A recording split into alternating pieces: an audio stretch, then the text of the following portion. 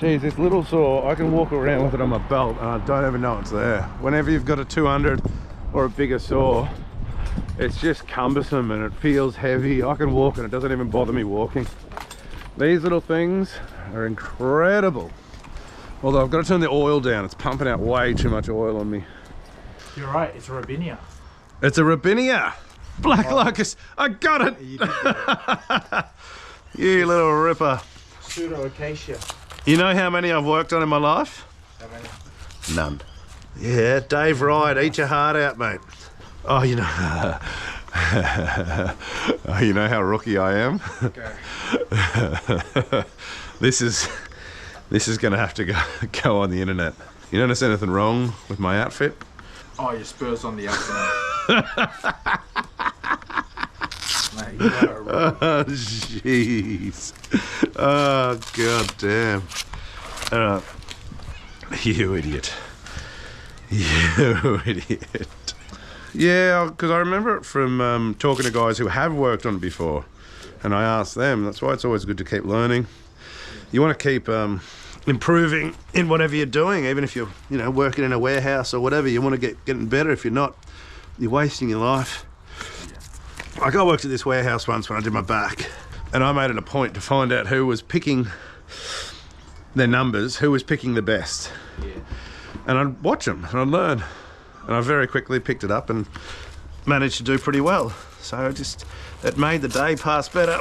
I feel like I've learned something from picking and packing in that warehouse and just tried to get better every day. It makes the time pass better, makes your life better. What I always say to students is never waste an opportunity. So if you're going to do something, so if you're going to drop a branch, don't just cut it and let it fall. Cut it, but before you do, look at the ground and say, I think it's going to land there. I think it's going to do one rotation and land there. So that means next time you're doing a big thing and near a house and you can waste half a day rigging, or you can go confidently, no, I can drop this is not going to hit the house. So you gotta practice. Everything's a practice, even crappy trees, crappy jobs. Everything's a practice for the next job. I see those guys coming in now, the students who are, you know, getting into the tree industry, into the side of the tree industry that's kind of like people say you're selling your soul, you're cashing in, you're going to prune around the assets, power lines and roads and things, councils. But you got to explain, like, it's all a long career in trees.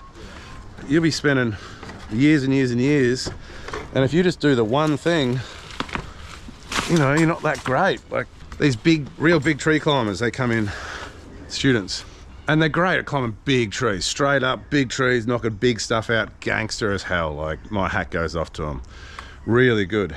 But you get them to go and prune the tips of an oak, they can't do it. They can't do anything apart from what they have been doing. So the good thing about it is, even though it might be a shit job you're doing, it's all a, what is it, an arrow, a bow to your quiver, an arrow to your, you know what I'm saying. Yeah, it's all experience, and that's what I remember about these. The juvenile branches are very prickly, like really badly.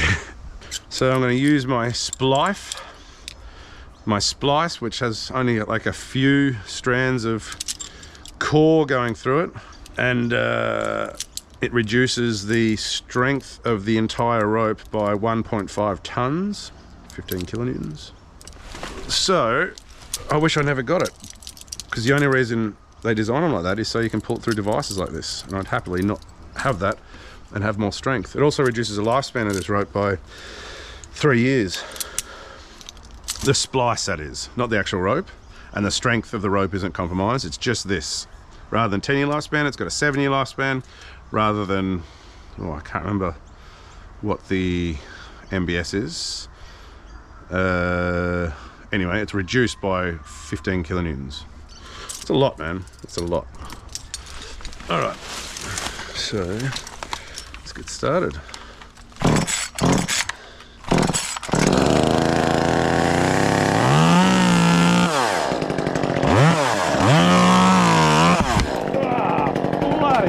Prickly. Jesus. Oh, don't pull it, don't pull it, don't pull it, don't pull it. Yeah, pull it slowly. Just slow. Oh yeah, baby, that's train this stuff. Get students coming at you. Oh, I saw your video and you cut one-handed. You say top handles are dangerous and should never be used one-handed, but I see you do it in your videos. Oh, that fence is not strong. Should never one-handed cut. Did you know that, Quentin? That's what they say. When can you one-handed cut? I heard one good one recently. They said you should only one-handed cut when there is zero chance of kickback onto you. And I think that's good. And someone else raised a good point. They said, I make sure to my guys, whenever they one-handed cut, they must ensure that they are able to do it with two hands, to ensure that they improve their climbing rather than relax and rely on one-handed cutting. So he'll always ask them, when they do a one-handed cut, he'll say, can you do that with two hands? And they say, yeah, but it'll be crap. And he'll go, all right, that's all right.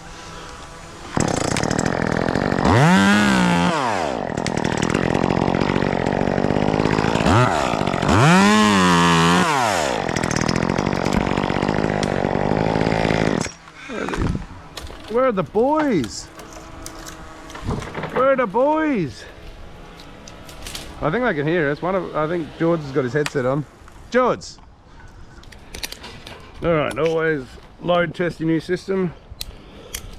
As yet another training organisation has dropped a kid out of a tree recently, which is horrendous, awful for everyone involved. Awful for the student particularly, awful for the trainers who are on site.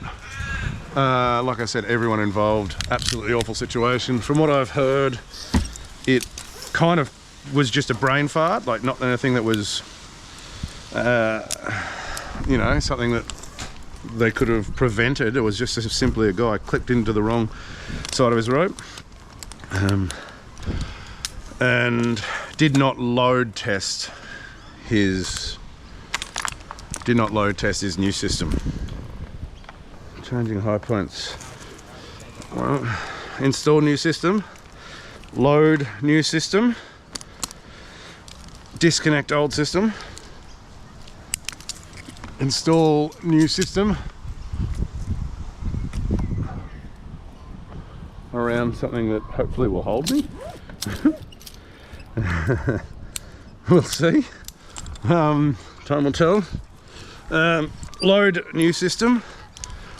If you're worried, then release old system slowly, but then disconnect old system. And then you're off to the races. Alright, so now we'll just work on this side to start with. And we'll get a bit done. Where are the boys?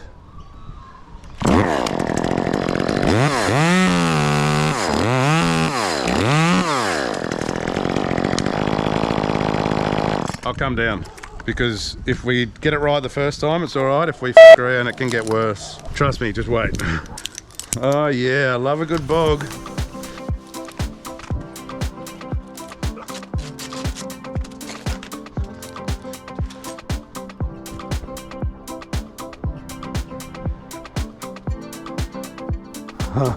The boys!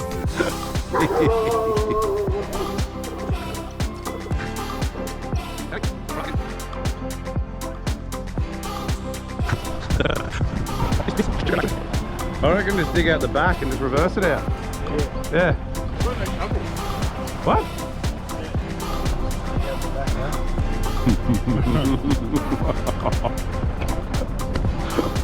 You want to get on the internet?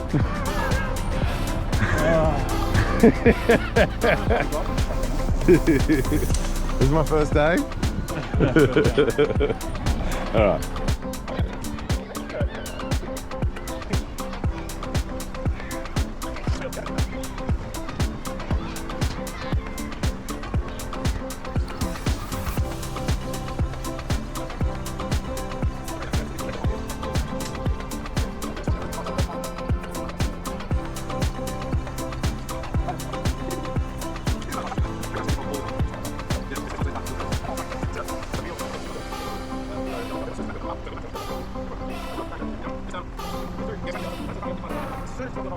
Have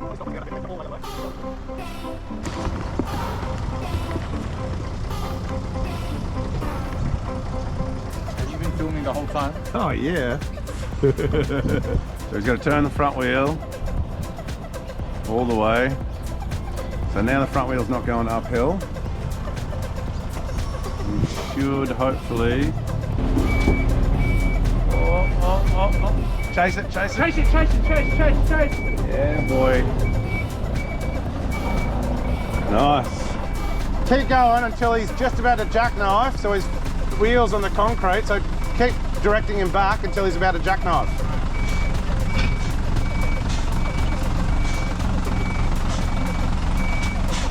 Yep.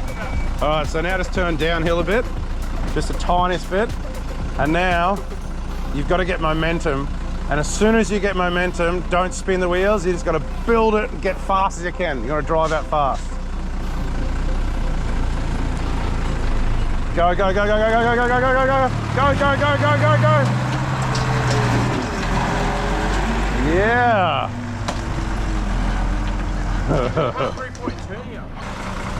Question is, how do you take a truck and trailer out of the small court end? The jack of all does it again.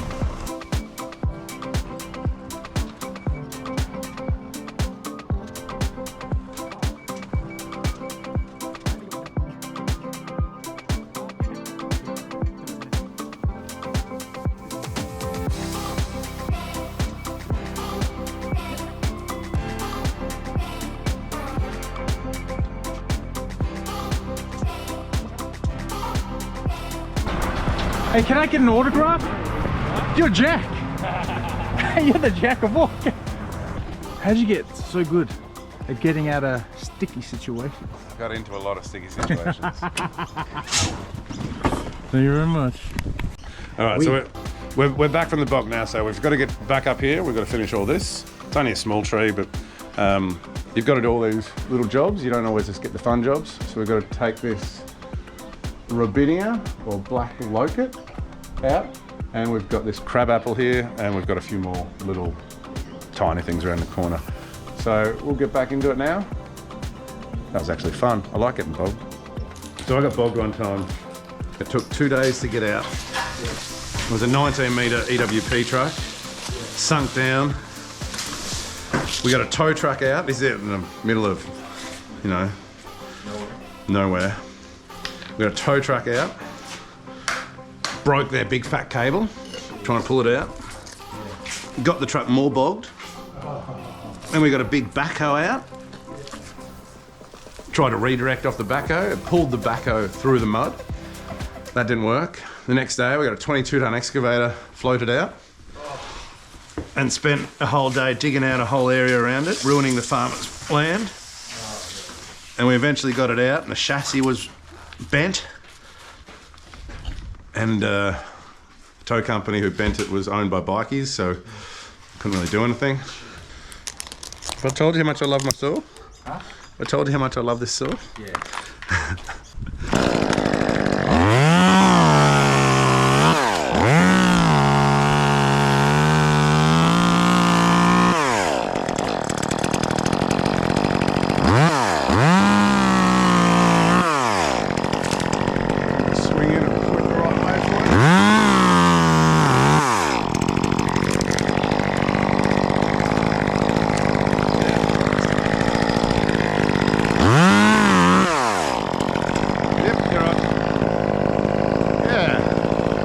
This one here, I want it to go over. I'm not worried about it hitting anything because I couldn't really hit anything if I tried, but why not make it easy for the guys on the ground? Try and get it to do a loop at the end with the butt end pointing out, and I'm going to cut it in a way that it can go get fed straight into the chipper. This is called the dodgy back cut.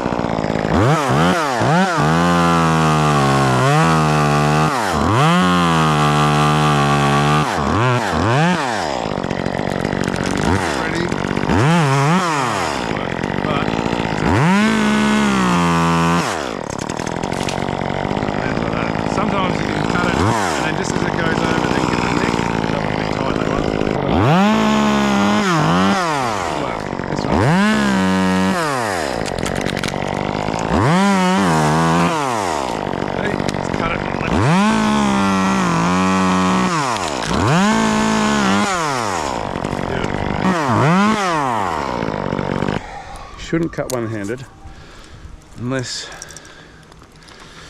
you want to. No, you just shouldn't cut one-handed. I tell people this all the time. You know what? If I'd have found out, if I'd have thought 10 years ago that I'd be a YouTuber, I would have punched myself.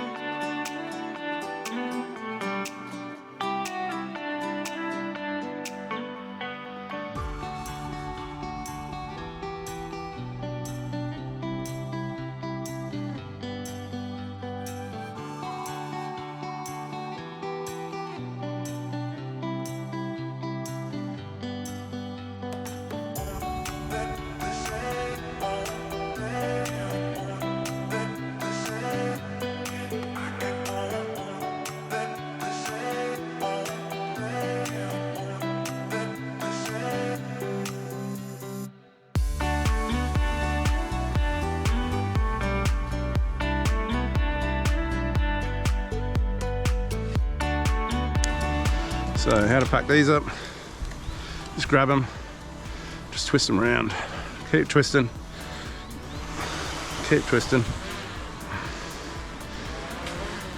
That's probably enough, but I'm not going to use it again in this tree, so I'll just go a bit harder. Alright, and then hook it onto itself. Nice and tidy.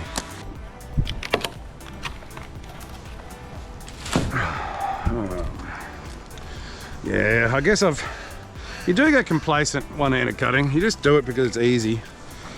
When a lot of the time you don't really need to. Like I probably would have done all those cuts one-handed, but just thinking about it pulls me back into line a bit. So I guess you got to practice what you preach. So.